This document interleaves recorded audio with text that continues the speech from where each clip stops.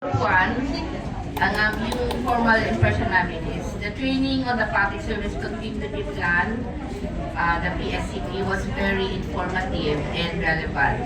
It deepened our understanding of the importance of preparedness, risk management, and continuity of operations in the public sector. The sessions clearly illustrated how government agencies can ensure that essential services remain operational during disruptions. And overall, the training was well structured and provided both theoretical and practical perspectives on continuity planning.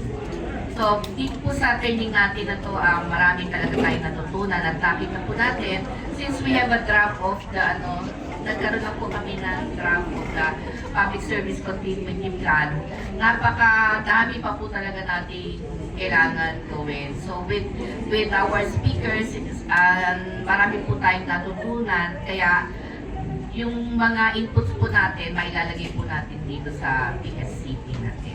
Maraming salamat. Excellent!